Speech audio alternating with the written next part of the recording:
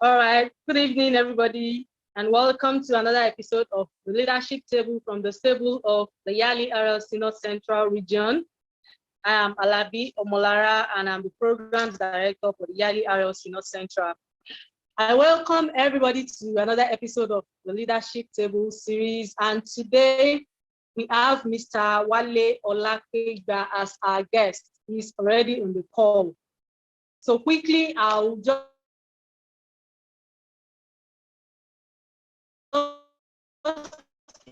introduce him briefly.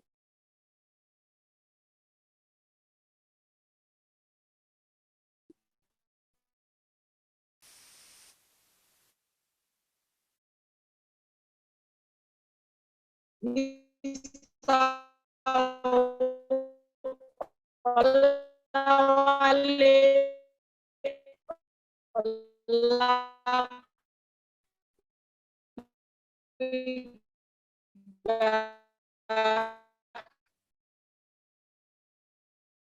You're welcome, sir.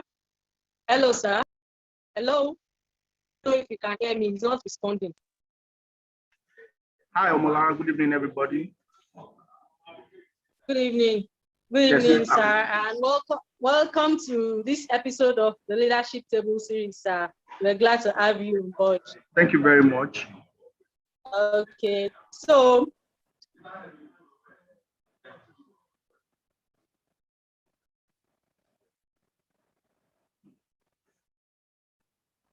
briefly, I will introduce Mr. Olawale, experience business development, projects, and risk management. Can you hear me? I can hear you now.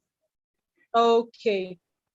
So risk management in private and public sectors. So, sir, we're going to start off with some questions and before you finally go into your presentation. Is that okay with you, sir? That's fine. Please, somebody just disable my video. Hello. Hello, come again. Mr. Ejike, please just disable my video. I cannot put my video on anymore, please. Okay, Mala, just continue. I think that would help with the network. Just continue about your video on. Oh, okay. All right. So, Mr. Olawale, sir. Yes, I'm with you. My first question to you, can you please share your experience with us as the yearly RLC fellows? Oh, come again, I didn't get that.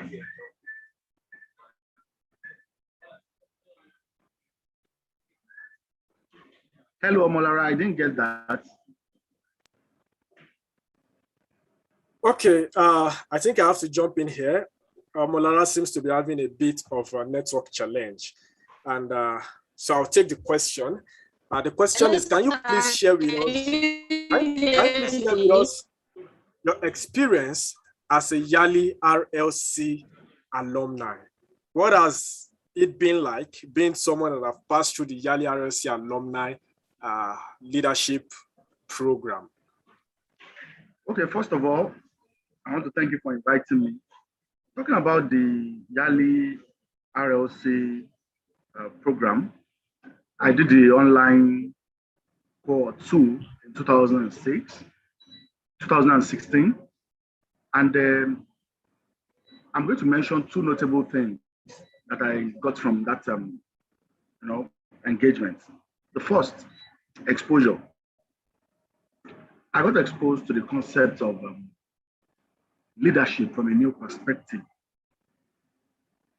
a perspective that is global, a perspective that considers public management as the essence of community building and country building. Secondly, I was introduced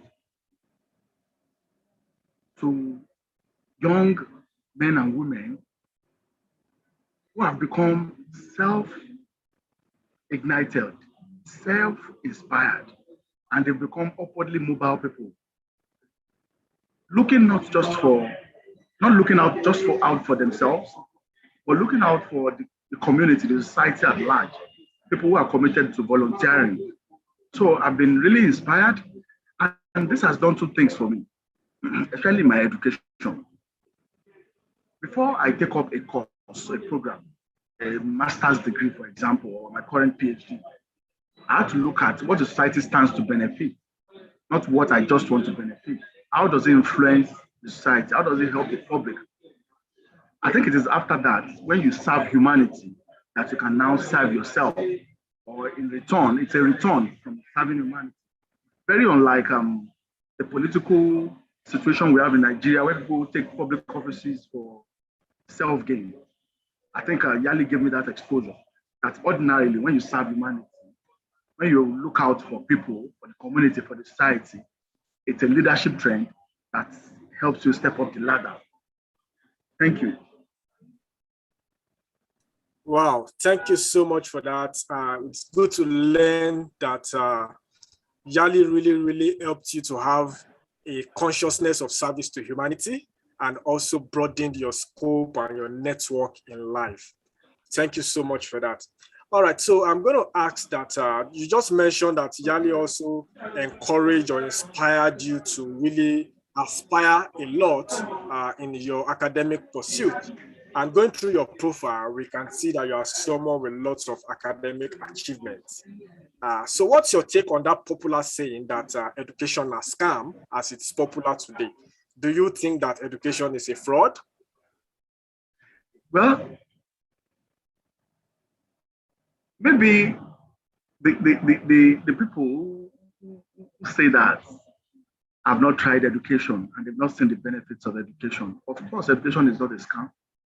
Everything we have around now that makes life worth living, everything you have, automobile, electricity, computer, even the clothes that those people wear are coming from education. So people went through school to learn better ways of doing these things. So it is obvious. I mean, even the blind can see and the deaf can hear. We all know that education is not scam. Education, learning, literacy are the foundations of development anywhere in the world. Go to anywhere in history, there are always scholars. So education is not scam. Absolutely agree with you, sir. Because without education, there won't be all the developments we see in the world today. And so we would be going into your slides, your presentation proper, because for the very first time in the history of this program, we are having a session with a topic. And of course, you are going to be shedding a lot of light on the topic, energy transition roadmap for Africa. And I believe that you are going to be telling us how to provide lasting solutions to the unstable energy problem we have in this part of the world. So, sir, over to you to share with us what you have got for us today. Thank you.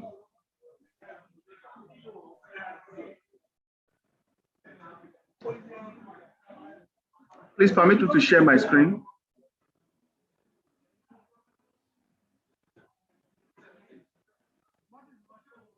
Okay, you can share your screen now.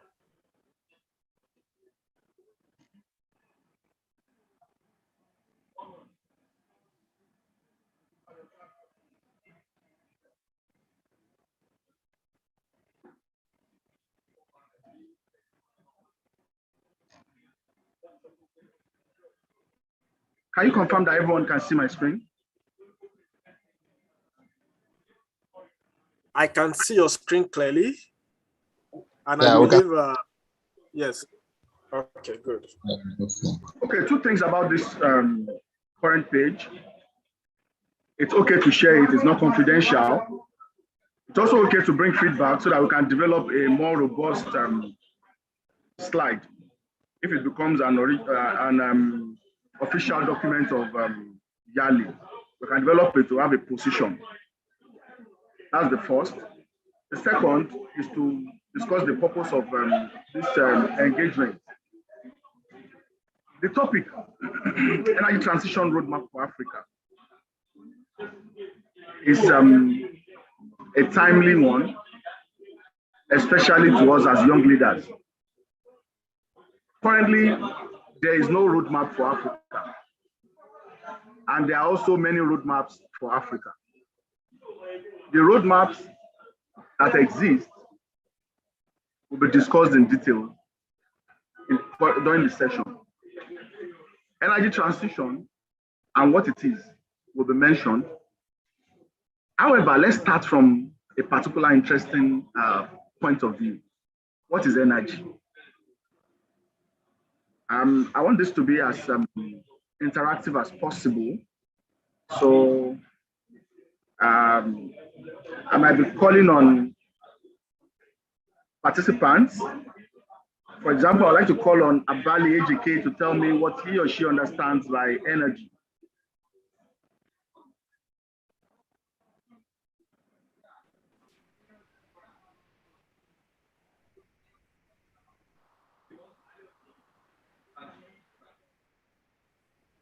Hello? Okay, I can't get AGK there. So I'll just talk about energy.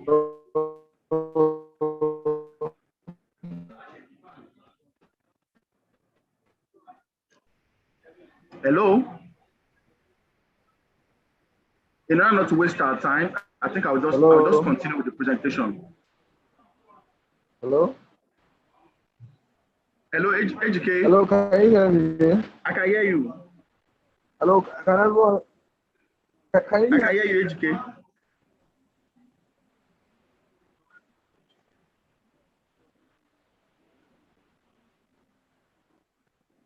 Hello, I can hear you. Can I talk now? Can you hear me? I can hear you. So I think it's in order to proceed. We're having network glitches from that end. Yes. Okay. Can you mute AGK then? In fact, he has dropped off the call. So it confirms that his network is not as strong. Just continue. Okay. So I'll just continue then. So energy is the ability or capacity to do work. It is measured in joules, and the energy we're talking about here are also measured in watts or kilowatts or megawatts or gigawatts. Conventional life cannot be comfortable, cannot even be feasible without access to energy. We use energy in the form of electricity to heat our homes, to light our homes, to cook our food, to preserve our food as well in the form of refrigerators, to iron our clothes, to build our houses, and all that. However, there's a topical issue around the world that we must understand before we talk about energy transition, and that is climate emergency. We have been hearing about climate change and the likes, but the new way to describe it now is climate emergency. Climate emergency and global warming are synonymous because, of course, it refers to the long-term warming of the planet, and there are lots of issues from the slides you can see. Climate change has caused rising rising sea levels, shrinking mountain glaciers. It has also caused a shift in vegetation, the time flowers bloom, and all that. Human activity is the dominant cause of climate change. Greenhouse effect is the way the Earth's atmosphere traps and absorbs solar energy. So we're having a challenge with having solar energy trapped in the atmosphere. There's been a series of intergovernmental panels, conventions, and meetings that have led to the Paris Agreement. But the first was Intergovernmental Panel on Climate Change in 1988, where evidences were first collected in this regard. We've also heard about paleoclimatology, the study of the Earth's history and how things were working before climate change. Climate change has been predicted that the cost of its occurrence will reach $44 million by 2060, and there will be losses in Middle East, North and Sub-Saharan Africa, and of course in Asia. In 2018, there were 14 extreme weather events that resulted in more than $1 billion damages. Every year, we have people increasing, annually that are suffering from heat waves caused by climate change. So, why are we talking about climate change? We came here to talk about energy transition. What has energy got to do with climate change? I would like you to know that globally, human activities in the form of burning fossil fuels, hydrocarbons, petrol, diesel, and the energy that is used for heating, electricity, transport, and industry causes over 2/3 of greenhouse gas emissions. So it is we humans that are destroying our planet. So energy companies should be accountable for the climate crisis. So if that is the case with energy and climate change and fossil fuels, why are we talking about energy transition? What is energy transition? Energy transition is the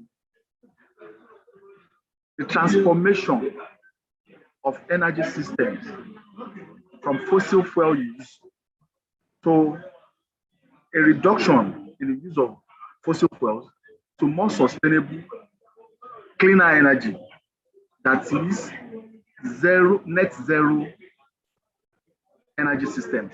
By net zero, it is meant by the lowest form of emissions of greenhouse gases.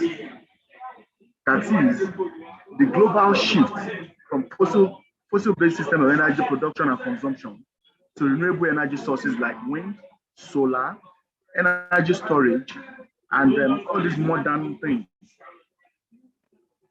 just because of climate change. We want to reduce climate change. That is why the world is talking about energy transition. But when we want to talk about energy transition, I want us to be able to define and understand several terms that are related to this topic.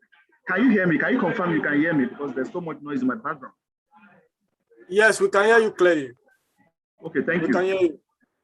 So some key terms that we should be familiar with in energy transition: climate change, we have described. Climate finance, I'm going to describe that, but let me first start with global governance. Global governance could be described as the consensus among the top countries, among the developed countries, on how they want the world to move. Consensus, general agreement on how they want the world to move. Consensuses are formed as a result of information. Any leader is as good as the information that leader has. So the leaders of the developed countries have information about climate change, and they have seen that it's going to destroy our world, and they want to fight climate change, and they have decided that their response is going to involve the global economy. And that global economy, that's the middle point there, is what decides how countries spend money, how investors want to put their money, how investors want to fund research, how investors want to, donate, how they want to commit aid and help, how they want to support industrialization. And this leads us to climate finance.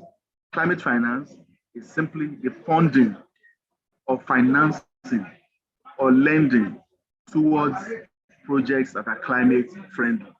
So let's talk about targets and pathways. Developed nations have been able to come up with several targets, with several, commitments, like the Paris Agreement, on how they want to go about the reduction of fossil fuel. And you'll see that some countries are already talking about electric vehicles only.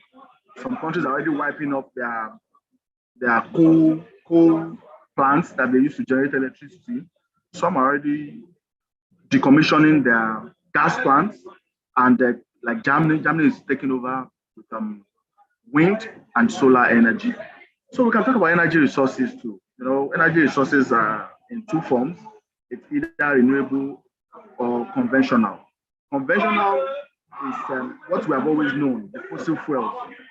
But we are going to move from calling them conventional now to calling them just non-renewable energy sources. Of course, a renewable energy source is an energy resource whose primary supply can be replicated, can be renewed, can be sustained even faster than it is depleted, like the sun. Nobody is going to deplete the sun. The sun will keep shining as long as all things are equal. But like our fossil fuels, we have a reserve, and the reserve can always go down. So we talk about we've spoken about targets and pathways. I've mentioned a few things about agreements and conventions, which international bodies try to come together, share information, and then make agreements. I've also spoken about climate change itself and carbon measurements. Those are the level of emissions that are coming up from individual countries, individual company, individual, personal, regional, and the corporate moves and ventures each have its own emission level.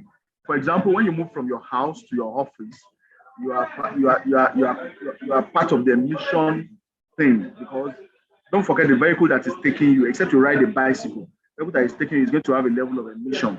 Now look at your office. If you have 40 people in your office, each person coming from different places, different vehicles, look at the emissions. These things have to be measured. There are records to them. There are types, there are different modalities for measuring them. So what are the drivers and enablers of energy transition? Energy transition is a function of resources. For example, in Africa, we are oil rich.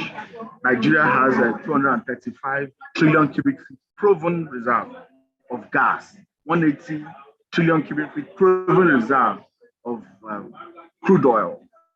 At the same time, Nigeria has sunlight.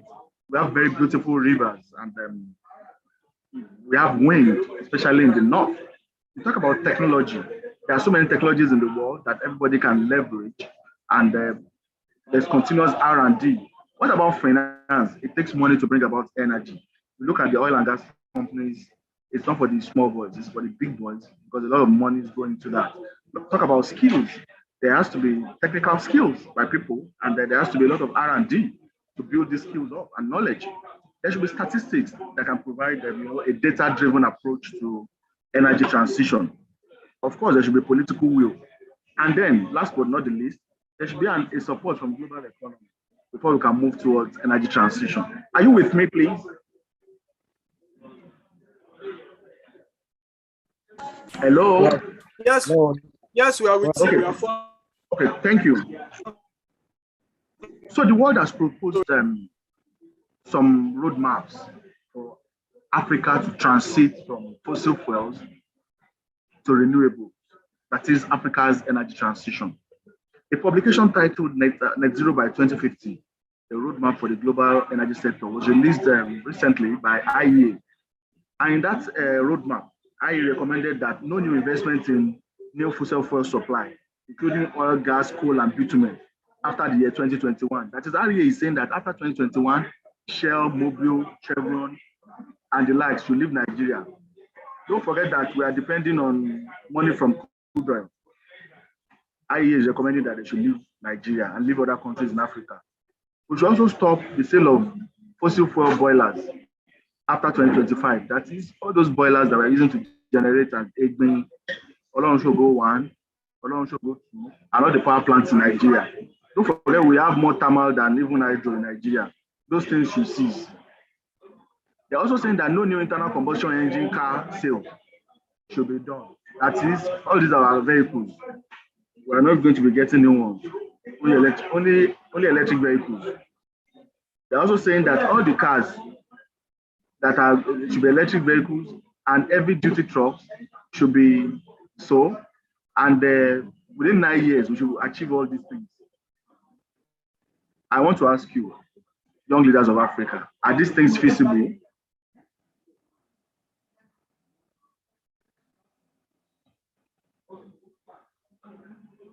Also, IRENA, International Renewable Energy Agency, said that African countries need to meet the fast-growing energy demand and extend modern energy services to more communities, while also improving people's health and ensuring long-term sustainability. The continent could meet nearly a quarter of its energy needs using indigenous clean renewable energy by 2030. A quarter of its energy needs. Africa's energy needs are enormous. Less than 50% of Africa is having affordable, reliable power supply. So that energy need, for us to meet this quarter before 2030, that is what is being proposed. Also, another person or a team that developed a book, Africa's Energy Transition, a roadmap to a decarbonized, low-cost and job-rich future, is saying that owing to its formidable wind and solar resources, Africa has an almost unparalleled opportunity to turn solar photovoltaic and onshore wind generators into the region's power generation workhorses.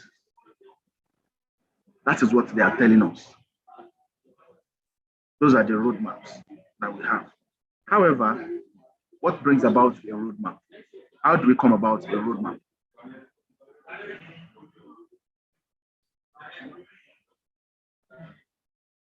Okay. There's desirability. Do we want to reduce our emissions? Do we want to combat climate change as Africa? Yes, we do. What is the feasibility level considering these targets and roadmaps? Is it realistic that we can decommission our oil and gas plants? Is it realistic for Nigeria to move from hydrocarbons to renewable energy resources? Is it realistic for us to do away with the oil and gas companies? Of course, on the profitability side, we know that renewable energy will create more jobs. We know that it is going to help with more taxes. We know that it's going to do all that. So let's look at a few responses from the professionals of Africa. So Damlola Ogimbi, you probably know her. She was MD of Renewable Energy, Rural Electrification Agency. Now she's a special representative to the UN General Secretary on Sustainable Energy for All. She said that, yes, there are bold commitments and it's an opportunity of our lifetime. And we should leverage these new partnerships with the world and funding innovations. We should look at the funding innovations and financial commitments with partner institutions and take their money and sign up the commitments. However, some other people in Africa said, Africa needs its own unique energy transformation roadmap. Yes, we want cleaner fuels. But we also need what can be done in the near term to reduce carbon emissions. That is, we need to be more realistic. Another person said there should be more taxes on polluting vehicles, as Ghana has been able to reduce the import of polluting vehicles through higher tax. NJIU, Executive Chairman of Africa Energy Chapter, said something that is very interesting. He said energy transition, the so-called path from fossil-based to zero carbon, cannot be applied with a broad brush. That is, you cannot say one cap fits all. You cannot just come from where you are and say because you are doing it in your place, they should do it in Africa. He said what will work in Norway isn't always feasible in Namibia. What makes for sensible policy in London isn't necessarily pragmatic in Lagos.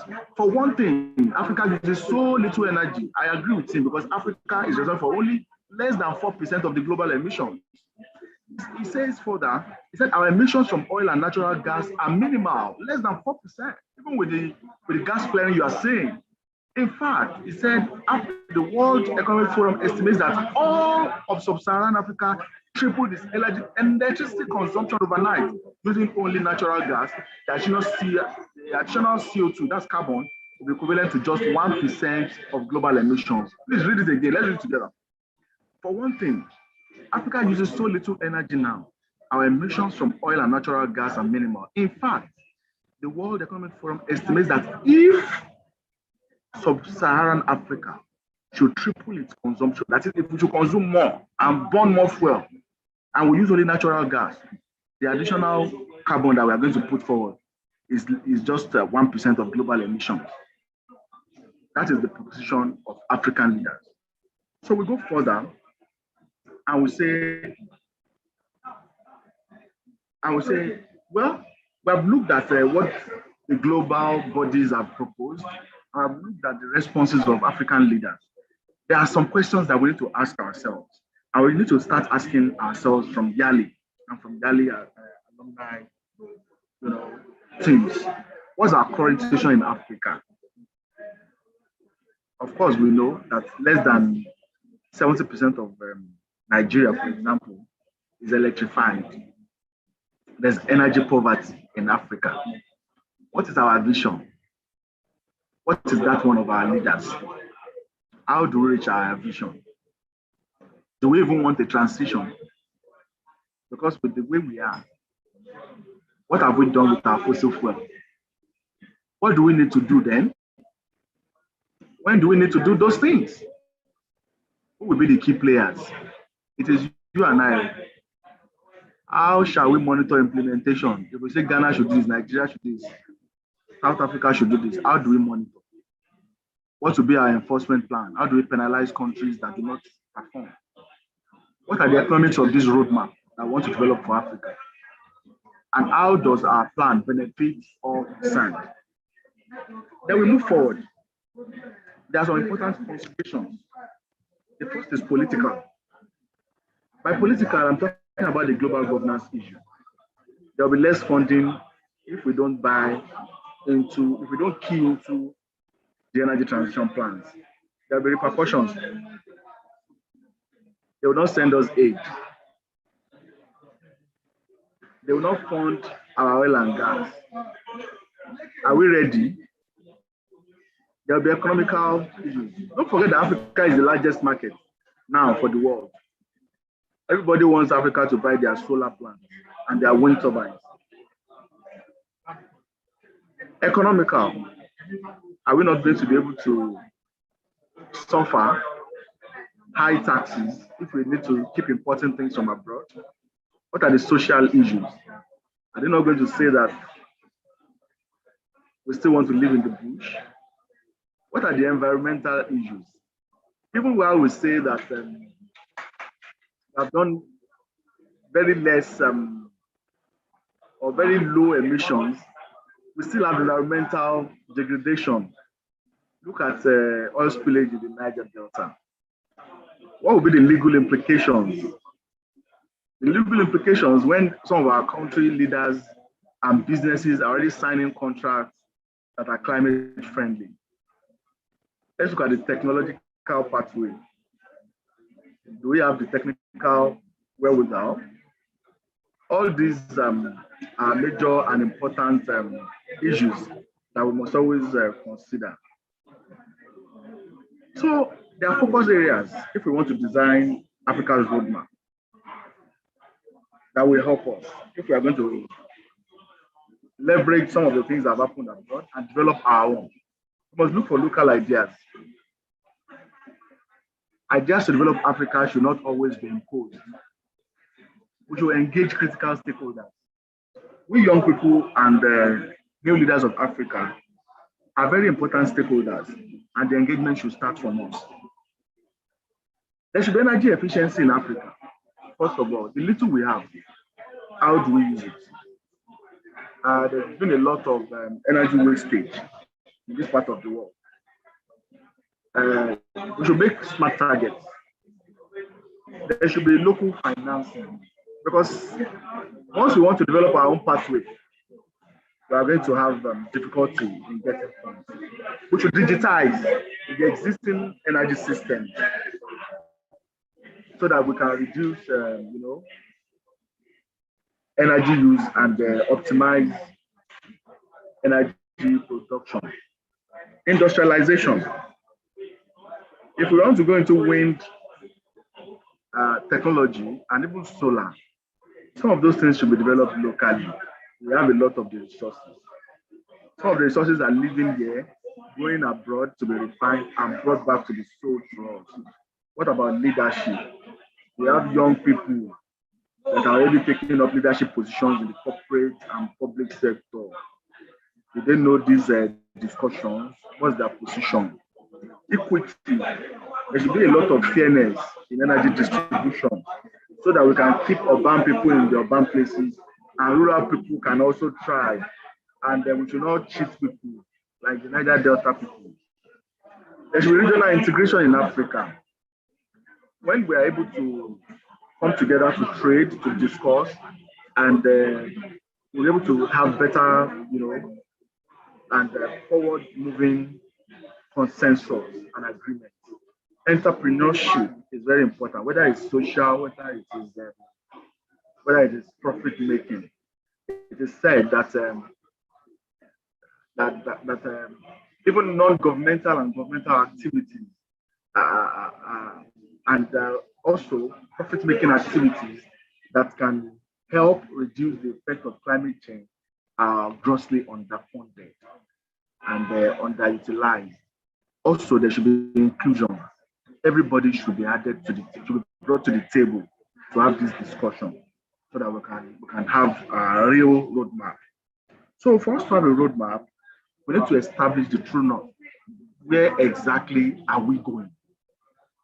We need to have a moral, financial, political, technical, economic compass to determine where we want to go. We need to get the right data. One of the challenges we have in Africa is that we do not have enough data on the currencies around us. We need to shop for local content. We have a lot of intelligent people that can contribute to this discourse in Africa, not to import expatriates all the time. We need to manufacture locally so that we can reduce costs. And then there should be accurate or enhanced monitoring and evaluation. So, ladies and gentlemen, I've come to the end of this presentation. I want to welcome your comments, your thoughts, and your questions. Thank you very much.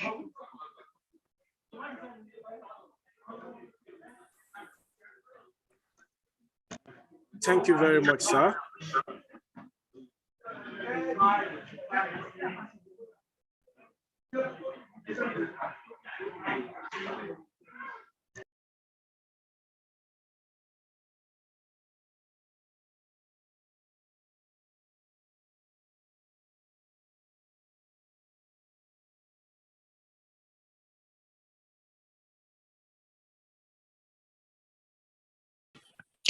Hello, if you have any questions, you are free to unmute yourself and ask.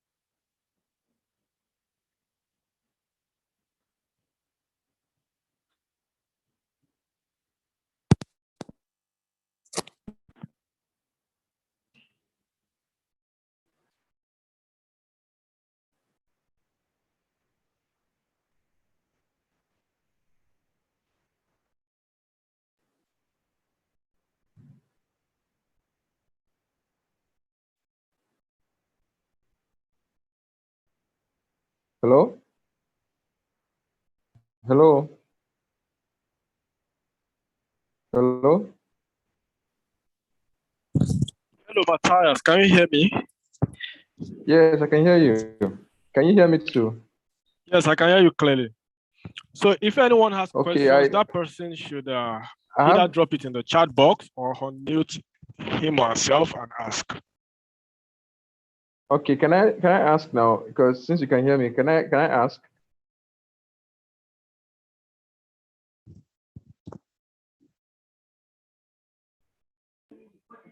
Please ask your question. Kurutsi has a question. Kurutsi.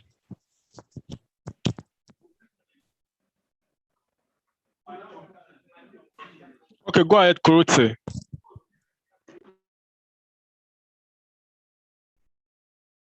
I can't hear Kurutse.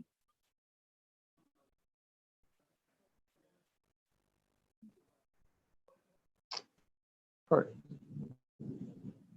I beg you, I feel logged into your own network. Make I say finish this thing. This thing they bounce me. Kurutse, we didn't hear your question. We can't hear you at all. Even though you are not muted.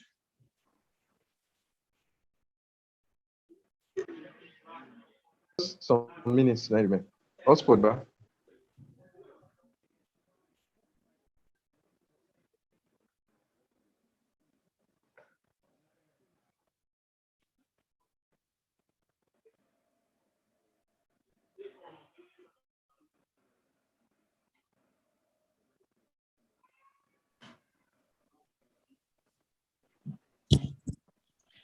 Kurutse, please type your question.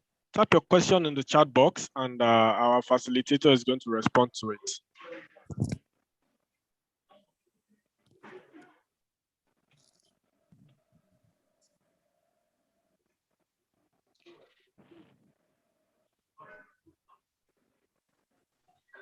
At this moment, I want to say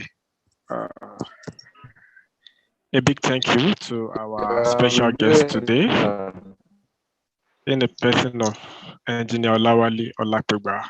It's been a very enlightening session. Thank you very much.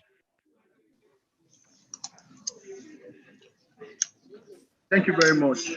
Thank you very much.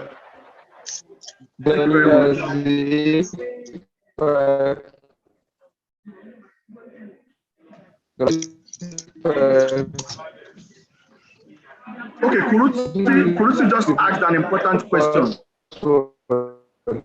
Kurutse, can you hear me? Kurutse asked me to comment about the future of energy mix in Nigeria. Okay, what is energy mix? Energy mix is the total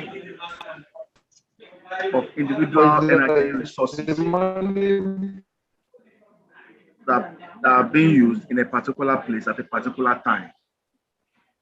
Currently, Nigeria's mix involves biomass, hydropower, gas-fired turbines. We have a bit of solar. We have some wind, but solar and wind are not even up to 10%. The future of energy mix in Nigeria is very exciting, and it depends on leadership. For one, Nigeria has its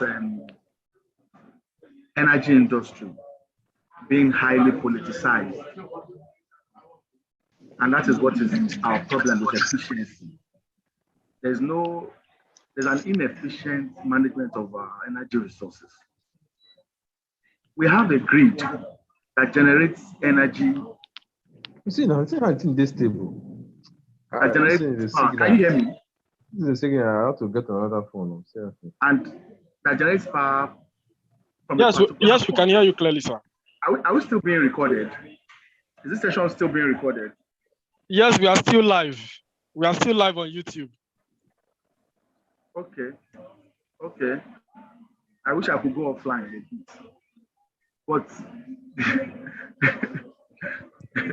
but I want to say that it can be better.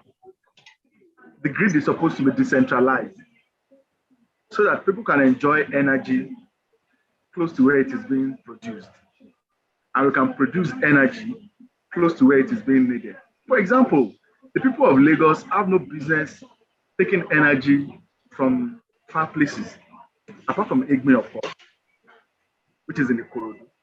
There's offshore wind energy.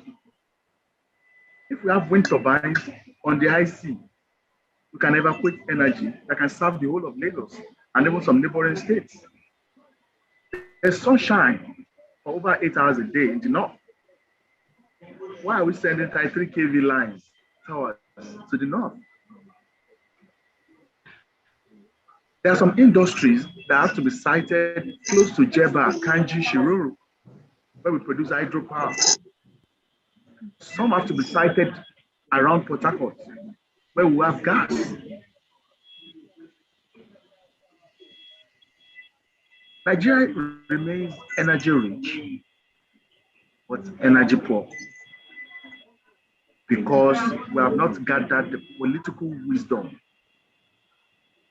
to manage resources efficiently and effectively without putting local politics into consideration. So there's been a lot of wastage. So the energy mix future is very exciting.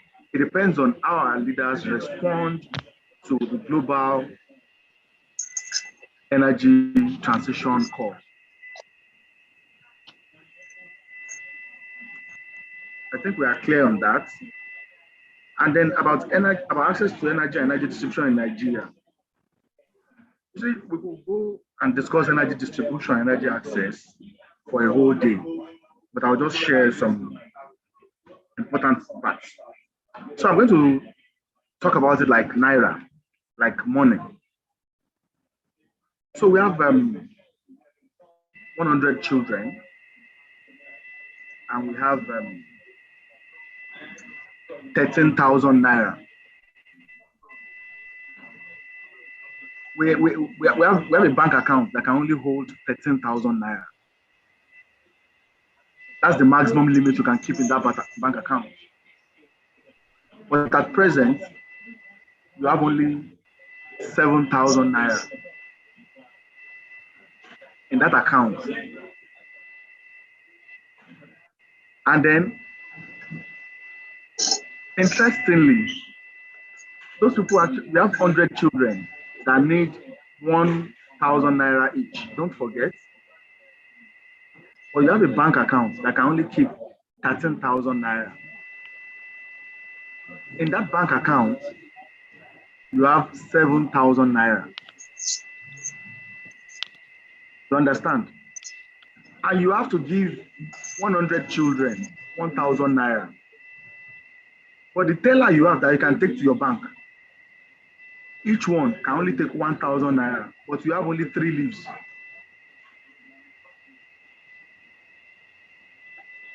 Do you understand me?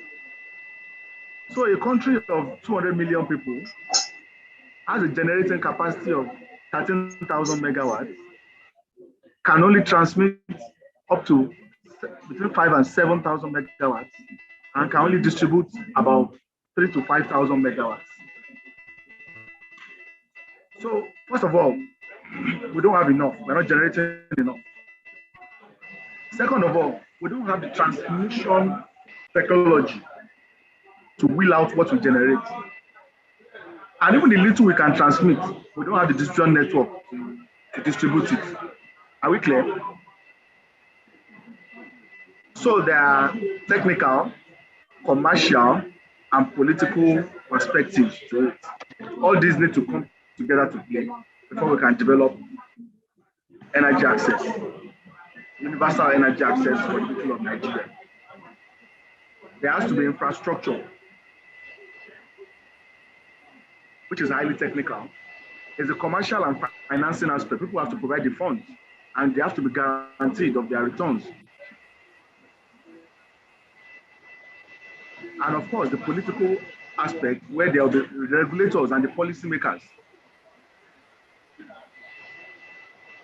So everything boils down to leadership. Thank you. I hope I've answered your question.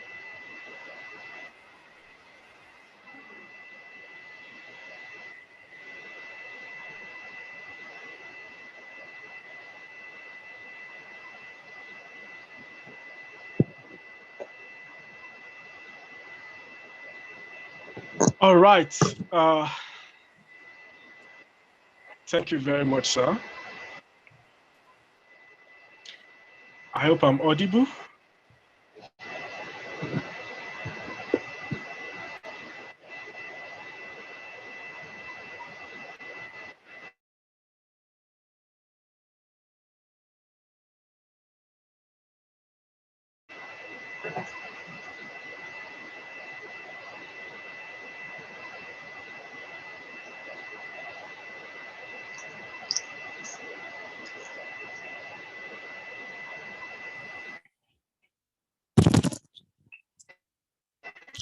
Hello.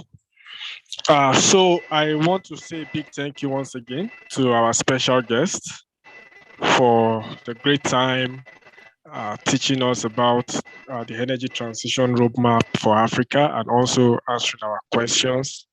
Sir, one final thing, please could you drop your contact in the chat room for those who would love to connect with you after this session. Our time is really fast spent and we need to wrap up. So we will be happy to connect with you further beyond this session. So kindly share your social media handles and how we can reach out to you. Thank you very much for today's presentation.